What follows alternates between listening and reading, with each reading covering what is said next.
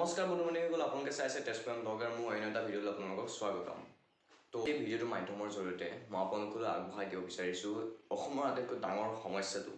অসমৰ আজিৰ দিনত আজিৰ এই খুব প্ৰায় 15-20 দিন ধৰি পেলাই যিয়ে অসমতে কাল ৰূপ ধাৰণ কৰিছে, যে আগলৈও এই সমস্যাটো প্ৰতি বছৰে দেখা দিয়ে অসমত। গতিকে আপোনালোকলৈ আগবঢ়াই দিব বিচাৰিছোঁ অসমৰ ডাঙৰ সমস্যা বানপানী।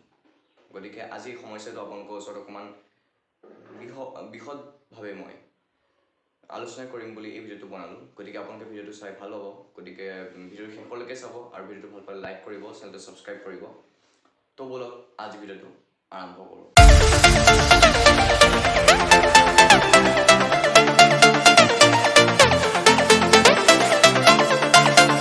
প্ৰথমে আপোনালোকক দেখুৱাব বিচাৰিছোঁ যে আমাৰ অসমৰ যি ডিমা হাছাও, সেই ডিমা হাছাও ডিষ্ট্ৰিক্টৰ হাফলং চহৰখন, যিখন মিনি ছুইজাৰলেণ্ড বুলি কোৱা হয়, সেই স্বৰ্গসদৃশ চহৰখন এতিয়া নৰকলৈ পৰিণত হ'ব গৈছে। কিয়নো তাত বানে কাল ৰূপ ধাৰণ কৰিছে। তাত ফ্লাড ইমানেই বাঢ়ি গৈছে যে একোটা ডাঙৰ বৃহৎ অঞ্চল, লগতে বৃহৎ অৰ্থনৈতিক যিবোৰ সমল বা যিবোৰ ৰেলৱে ষ্টেচন আছিলে, সেয়া চব জয়ী হৈ গৈছে। লগতে যিটো হাফলঙৰ যি মাইবং 1 কিলোমিটাৰ জোৰা যিটো টানেল আছিলে, সেইটো বন্ধ হৈ গৈছে লেণ্ডশ্লাইডৰ ফলত। তো আপোনালোকক সেই দৃশ্যাৱলীসমূহ মই আপোনালোকক দেখাব বিচাৰিছোঁ। গতিকে আপোনালোকে দৃশ্যাৱলীসমূহ ভালদৰে চাই লওক।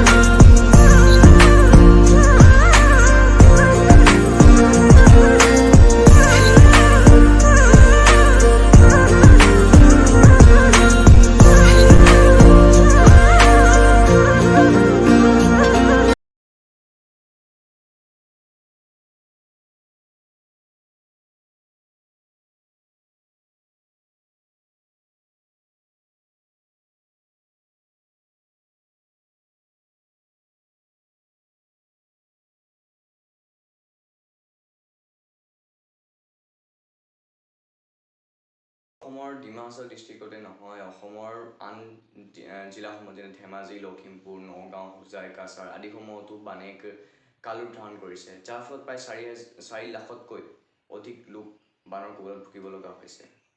তাৰোপৰি প্ৰায় 15জনতকৈ বেছি লোকৰ মৃত্যু ঘটিছে আৰু 18জন লোক সন্ধানহীন হৈ আছে বৰ্তমান। আৰু লগতে অসমৰ যি উত্তৰাঞ্চলৰ অসমৰ ওচৰ চুবুৰীয়া যিসমূহ ৰাজ্য, আন 7খন ৰাজ্য, সেই 7খন ৰাজ্যতো বানে তথা বৰষুণৰ প্ৰভাৱৰ ফলত ভূমিস্খলনৰ প্ৰভাৱ বৃদ্ধি পাইছে, যাৰ ফলত অৰুণাচল প্ৰদেশত প্ৰায় 12জন লোকৰ মৃত্যু ঘটিছে। আৰু এনে এটা সংহাৰী ৰূপৰ আশা নকৰা অনুসৰিও এনে এটা সংহাৰী ৰূপ অসমত দেখিবলৈ পোৱা গৈছে। মই আপোনালোকক দেখাবলৈ গৈ আছোঁ তেজপুৰৰ কেইটামান মৰ্মান্তিক দৃশ্য, যিবোৰ দৃশ্যই আপোনালোকৰ চকু কপলত উঠাব পাৰে। আপোনালোকে চাই লওক।